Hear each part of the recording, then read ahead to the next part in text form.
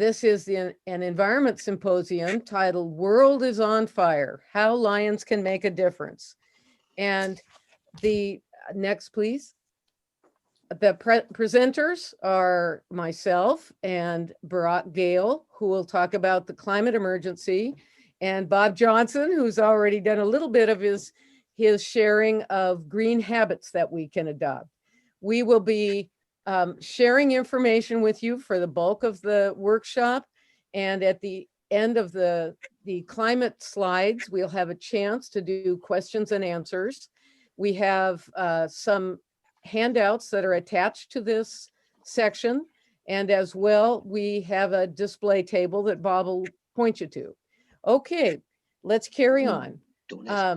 In Lions International, in 1972, Lions made a formal commitment to the environment at the same time that the United Nations started the environment program. As we got ready to do our centennial a few years ago, protecting our environment became one of our service goals, and it continues to be one of our 5 service goals now, and this is it. Sustainably protect and restore our environment to improve the well-being of all communities. Next. And enjoy looking at this map of our multiple district. This is quite a territory we cover, isn't it? This is 2 countries and a province and 2 states, and we divide ourselves into 9 districts. We have 14 people on our multiple district environment team representing the districts and the multiple district. And Lions currently are doing a wonderful array of projects to protect the environment. Next, these include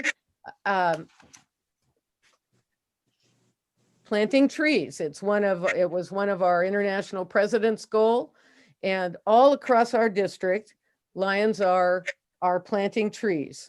We partner with LEOs, we partner with lots of partners. Are we having trouble making the slide go? Yes, there we go. Okay, we are going to take a race through some wonderful images of Lions all around our multiple district who are at work protecting our environment. So planting trees, this is a thing we do a lot of. As well, we clean beaches and waterways. We clean ocean beaches, we clean lakes and streams. Next. As well, we do watershed restoration that involves adopting a stream or whole habitat restoration. We work with many partners. We do work over time. Next. And we grow gardens. We have sensory gardens and we plant rain gardens. We do gardens in schools with youth. Next. And we grow a lot of food. We grow food in community gardens that we host, and we distribute food. Next. We do so many civic cleanups. We clean at train stations, we clean post offices. You see a picture here of Vancouver Chinatown Lions partnering with people all over the city of Vancouver to clean the city. And we maintain parks and trails and camps all around our multiple district. Next.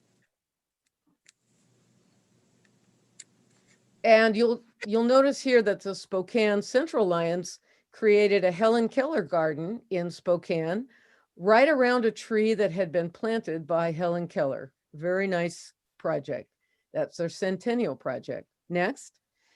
And we also do road cleanups. We adopt highways and roads all throughout our multiple district, and we get out there, rain or shine, and clean the highways. Next. And as well, a project that almost all Lions do is that we recycle glasses. We don't throw them into landfills. We repurpose them and send them all around the world. Next. And we also recycle and reuse all manner of items so that they don't end up in landfills.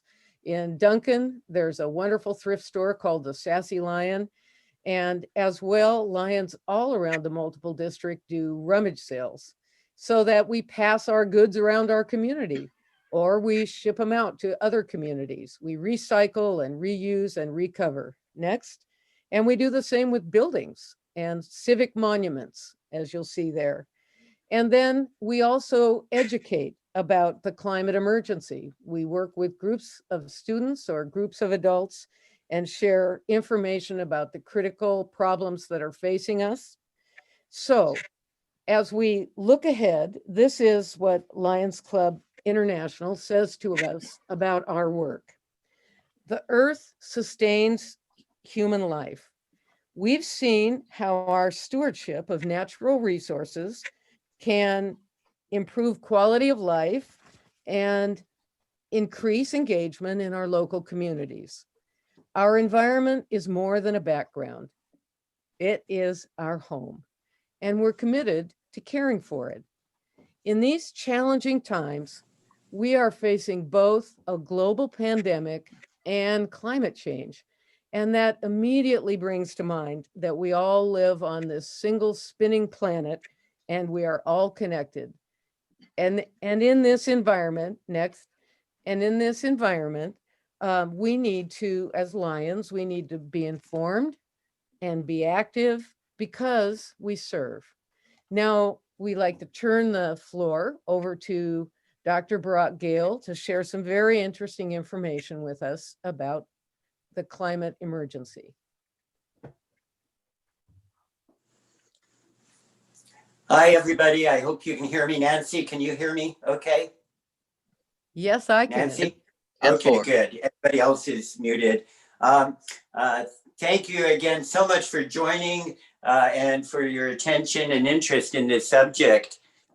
That's my favorite planet behind me, by the way. Me in my 30s, right out of optometry school, just about, doing eye care in a remote mountain village in Guatemala. I really appreciated those donated eyeglasses. Do you remember when facts were facts and news was news? Even in very divisive times, Walter Cronkite was cited as one of the most trusted men in America.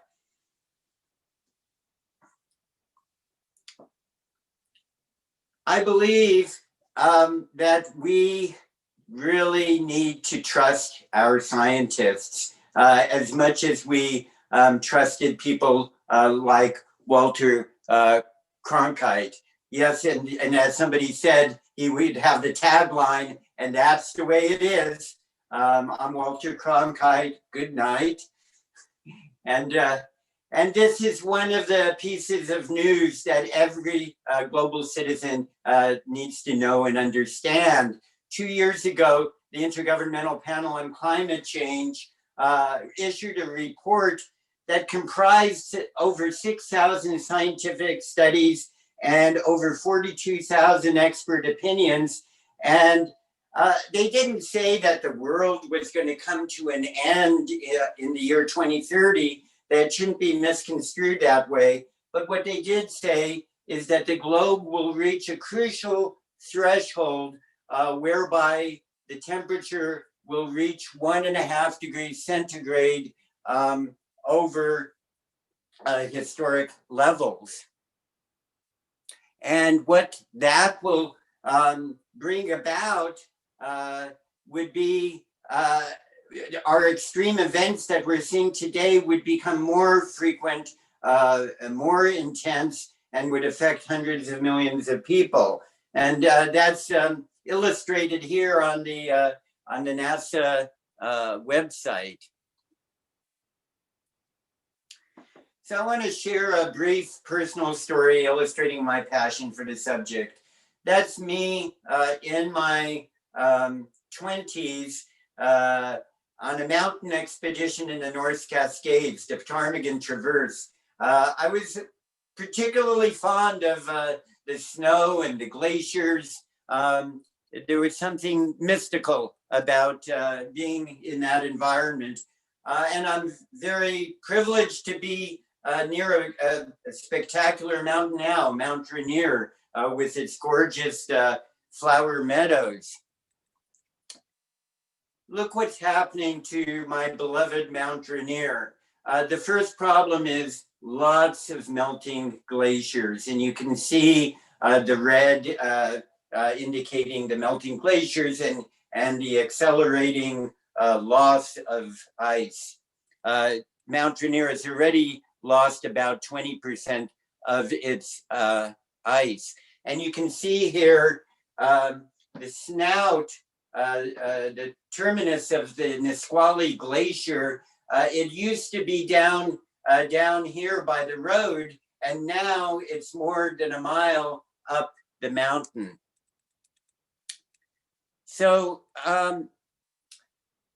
obviously, what's happening at Mount Rainier, and that's just one of many impacts, is just a microcosm of what's happening globally. So I want to move on from my personal story to humanity's story.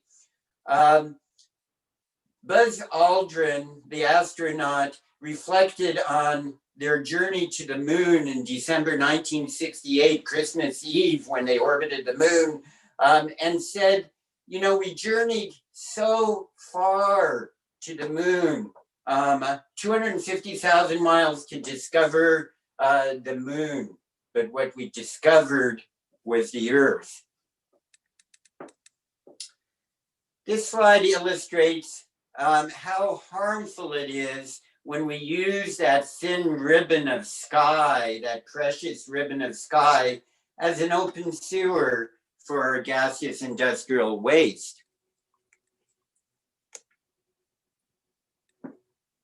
And we are pouring a colossal amount of greenhouse gases into the sky from coal plants, from cars, from air travel, and even from natural gas leakages and wells that you see in the lower right here. Regarding that blowout of a natural gas well in eastern Ohio, in 20 days it released as much methane, which comprises natural gas, as all of Europe releases in a year. So we have great, you're seeing the slides. We have a tremendous problem with natural gas as well. Here you see the levels of carbon dioxide and methane accelerating over the years.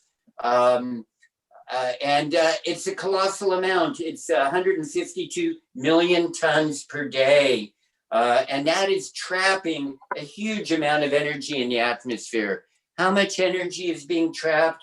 Well, James Hansen, the renowned climate NASA scientist, he equates it to atomic bombs going off. And it's equivalent to 4 Hiroshima-type detonations going off every single second. That's an enormous amount of energy. And it's been happening on an accelerating basis over 150 years. Scientists have measured ice cores in the Antarctica, and they reveal temperatures and carbon dioxide levels over the millennia.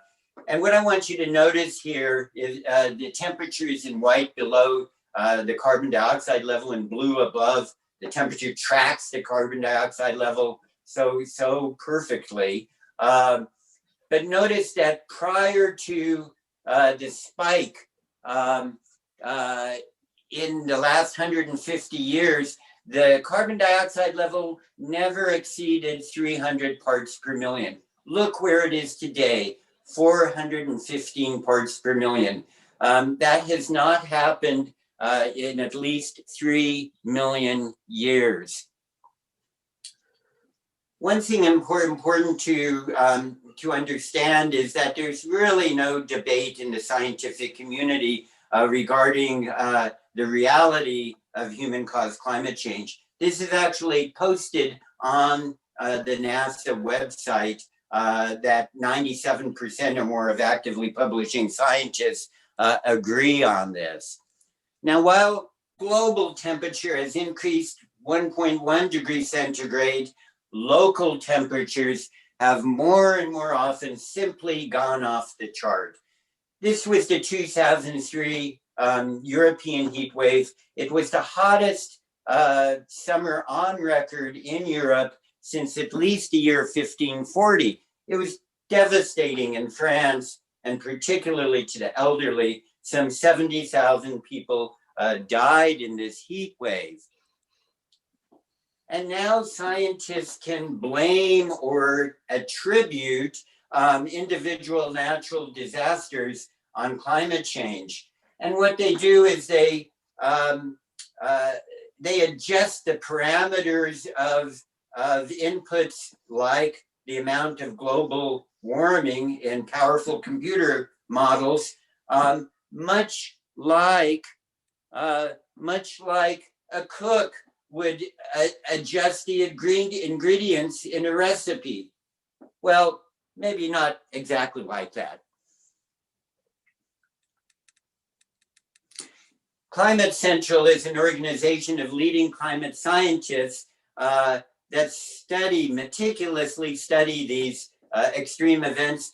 And the first one was that European heat wave of 2003. And they reported that the deadly heat in that summer is 10 times more likely to recur now than a decade ago because of climate change. And we're seeing heat records year after year across the globe. 19 of the 20 hottest years on record have happened since the year 2000. And that heat is sucking out the moisture from the soil, creating conditions for explosive wildfires, which tragically here was at a senior center in Napa County. Just cataclysmic fires that we're seeing. And sadly, this is what remained of an elementary school, Berry Creek, California, just outside of Oroville. And this is what remained, just total devastation to the town of Martin, Washington, just south of Spokane. And of course, it's not just in the West, it's around the globe. We witnessed catastrophic bushfires in Australia this last winter here, summer there. And similarly, this heat is sucking out moisture from the soil is also setting conditions for drought. And we've had many years in the last decade of extreme drought emergency. In 2015, there were almost $800 million of damages, mostly in agriculture in Eastern Washington. And in fact, that year, 2015, was a case study in a major federal report that was issued 2 years ago, the fourth National Climate Assessment. And they cited those, the drought, severe drought, and large wildfires, heat waves. And they said that extreme climate variability provides a preview for what may be commonplace in the future. What I want you to note here is 13 federal agencies that you see below here signed on to this report, including the Pentagon and NASA. And in British Columbia, a similar assessment was released that studied the effect of climate change as a driver of 15 risk events that you see here.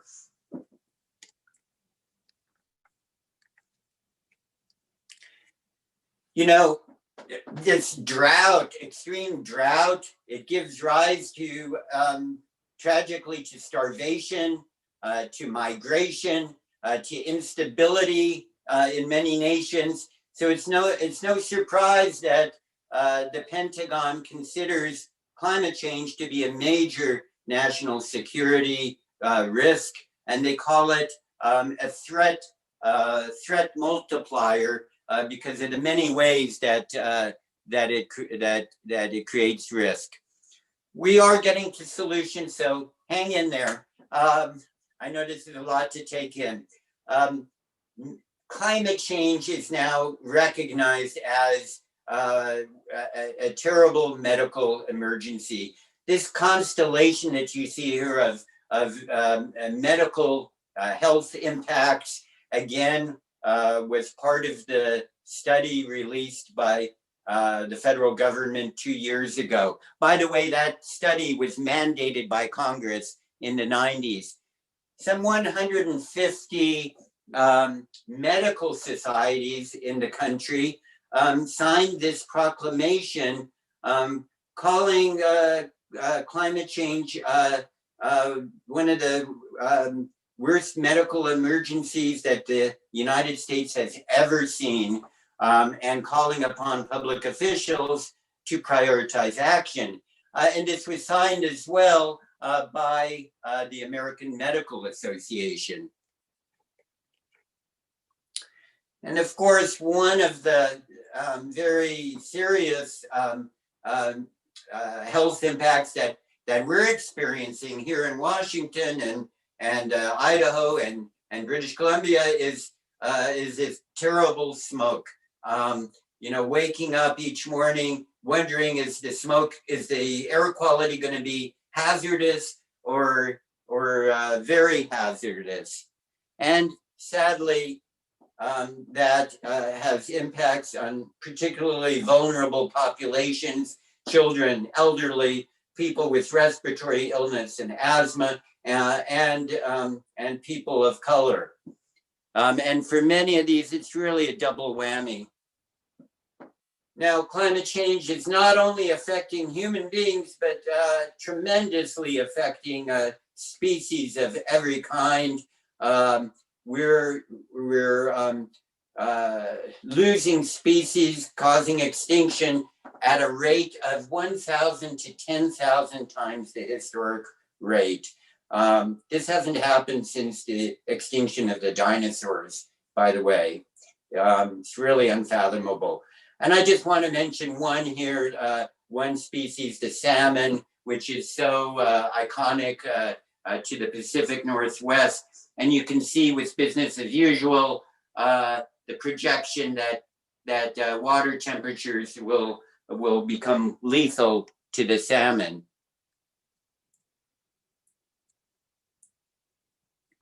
One last impact I want to mention is hurricanes.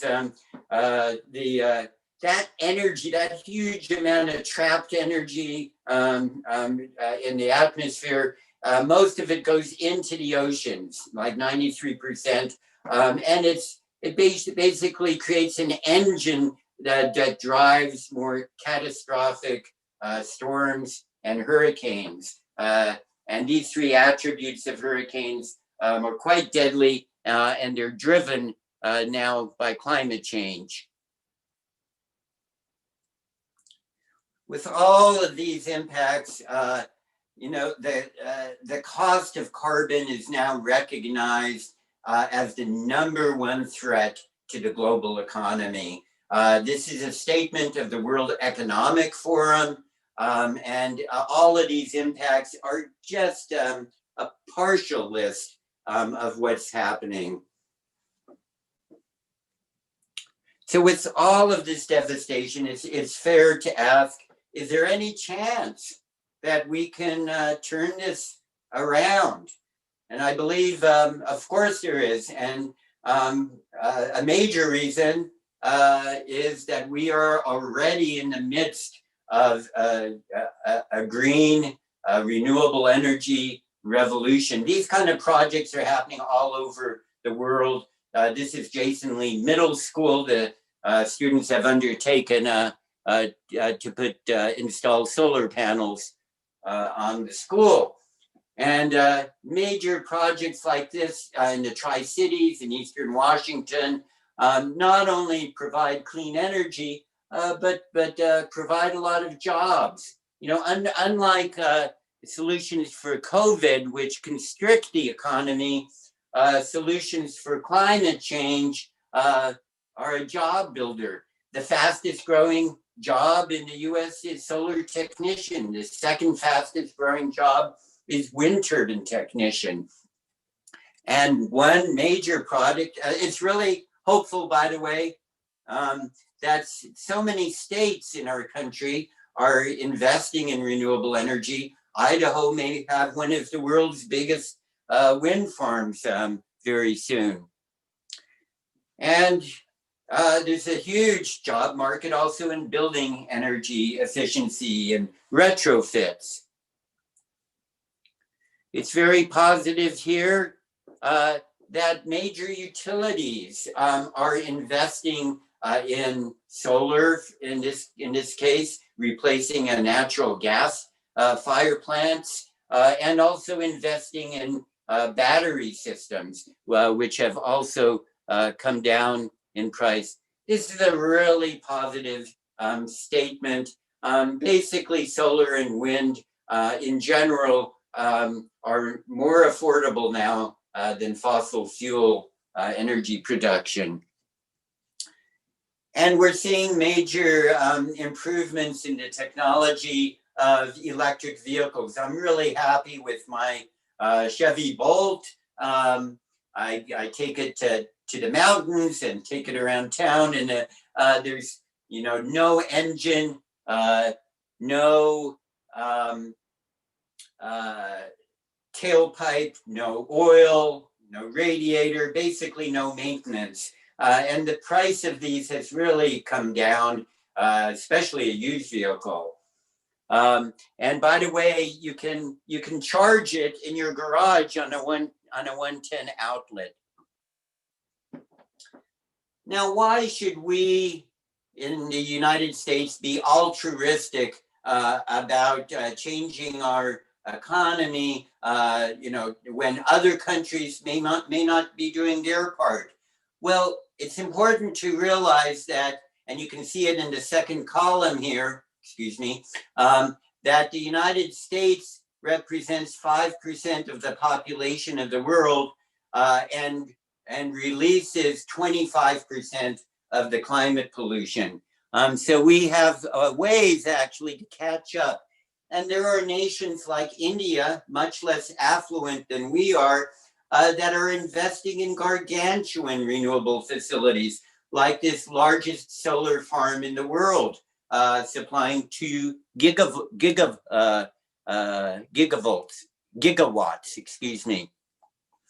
And China just this last month announced a very progressive goal of carbon neutrality by the year 2060. This is really huge. And that was followed very soon by Japan's announcement. And they're the 5th largest economy in the world. So that's also very, very promising. And for me, it's really promising. I'm seeing these youth really on the front lines, advocating for smart policy. It's really their future. And even middle school students are very articulate. This one middle school student at Nova in Olympia wrote, "We need to act on the climate crisis because every child's future is at risk. Sincerely, a middle school student. P.S.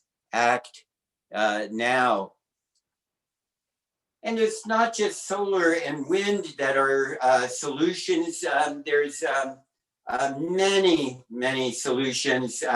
Project Drawdown, I really recommend checking out their website. It's in our resources page. They talk about 100 of the highest ranking solutions, and some of them are very interesting and maybe not what you'd think about.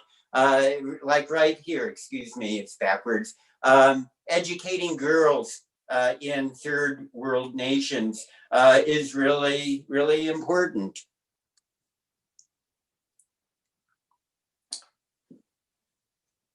Clearly, we have to enact smart climate policies on the municipal level, on the state level, on the national level. And Lions have a lot to offer in this regard. On the left here, you see Lions that advocated for the establishment of an eye care institute on a national level. And on the right, you see Lions that advocated in 2014 for a vaccination program in third world countries.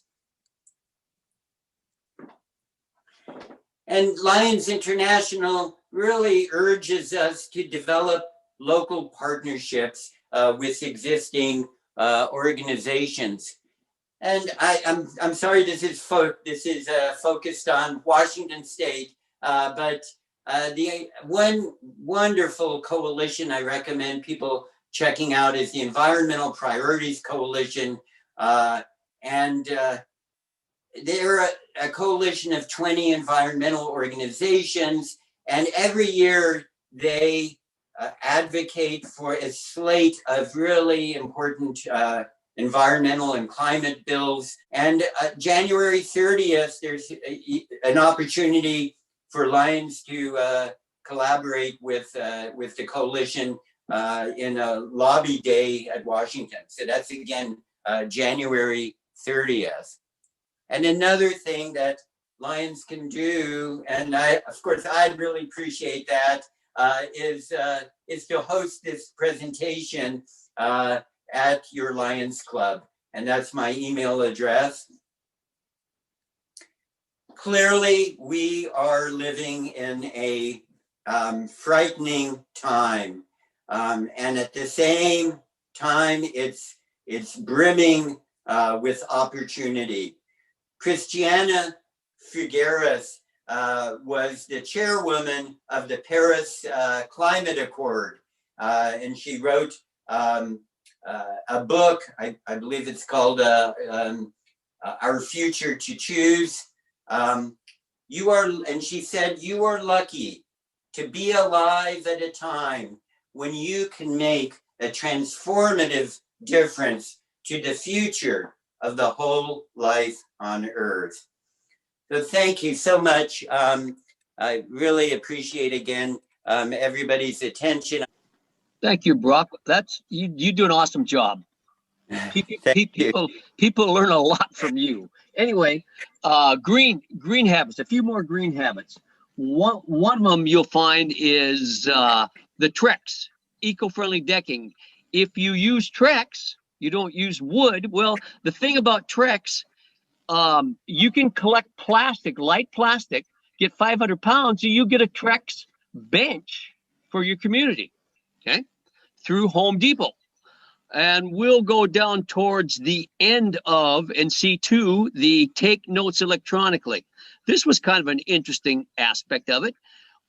All the papers, the sheets of paper that you use to take notes, all that is processed, throws in 0.017 pounds of green gas into the air. But if you take notes electronically, you can take notes for 7 hours on your computer. That puts the same amount as one sheet of paper. That was very eye-opening. And the last one is energy efficient light bulbs. A lot of people use that. And it really works well because they last 15, 20 times as long. They use less electricity. They emit the same amount of light. And the lumens they emit are much brighter. So it's a much more economical way to light your home, to read a book, or whatever. Next slide, please.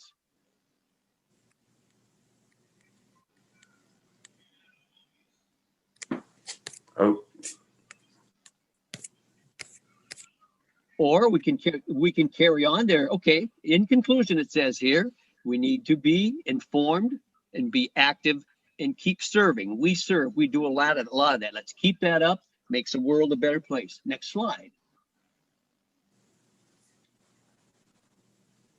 Okay, you are invited to stop by the environmental table to see what this committee has been up to. thank you very much for coming to our presentation. Have a good day. Nancy. All right, thank you. Well, thank you everybody for joining us. And this is the time where we invite you to turn on your video and turn on your audio. And if anybody would like to talk about, ask some questions of Barack about a specific issue or share with the rest of us a particularly impactful environmental project that your club is doing, please do that. Really good information. Yep, I'd like to make a comment. Thank you. Okay, Tom. Hey, I did some research, and believe me, I'm all for this green environment, and we need to do a lot better with pollution and everything else. However, in my research that I've done, we look at the wind turbines, and now they're made of fiberglass, and there's a big issue on stockpiling them, and they don't deteriorate. And the second thing is about the batteries in electric cars. In the research that I did, they showed this huge cavity in the earth where they mine for the lithium batteries. And I'm going, sometimes when we throw that pebble in the pond, what are the rippling effects? And I was looking at that and I'm going, and don't get me wrong, I'm all for it. But I think sometimes we forget about the peripheral image or the peripheral things that happen when you do something like that. That's just my comment. Tom, you're absolutely right that there are issues that need to be addressed regarding especially certain elements in like cobalt, for example, in batteries, and like you mentioned, fiberglass. And there are efforts underway to address these issues, and they involve both certification programs to make sure that extraction is done in a humanitarian manner and in an environmental manner. And there are also recycling efforts that are being undertaken because the more recycling of these batteries that can be done, the better. The problem is that we're not any better on the fossil fuel side of the spectrum, and there is a huge social and environmental impact that's well understood. People are dying because of the fossil fuel production. So hope we do need to work these things out, but it can't stop us from transitioning. to end the call. Thank you for that very good question. Appreciate it. This is Roy Morris, and when you mentioned that great cavity, I was troubled by that, and I have friends that attack us. We have 2 Priuses about the lithium, and we're, as Brock said, working on those problems. But when I close my eyes and try to visualize and try to imagine the size of the holes in the globe, in the planet, that are a result of extracting oil, all of those train car loads of oil we see driving around, and all those train car loads of coal. Nancy and I worked in Colorado, and we went 4 miles along coal trains. And I kept imagining, this was just in one day, I was trying to imagine how big those holes are. So each energy source is defecating the planet in different ways. We burn firewood, and we're trying to look for solutions around that. But the science is pretty clear, and I think that a change away from fossil fuel is essential to our survival on the planet. And I thank everyone for putting together this production. All of these lay people coming together and producing a program like this for Lions is wonderful. That's why I joined Lions. My dad started Lions Club in 1956. So Thank I you, am going to Roy. break right in here because of the time. And Roy and I have a tradition whenever we get together with a group of people, and that is that we end our session together with positive statements. And we just ask 2, 3, 4 people to pop up with a 20-second positive statement. So if someone would start that off, go ahead, and then we will adjourn.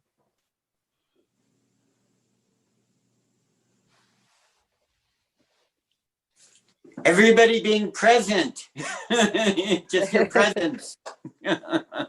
I get to go count salmon on the whole river this afternoon. I'm heading out right now. Lions have changed the world. Yes. All righty. Well, thank you, you positive lions. We love looking at your faces. We love hearing your voices, and we're excited to spend the day together now.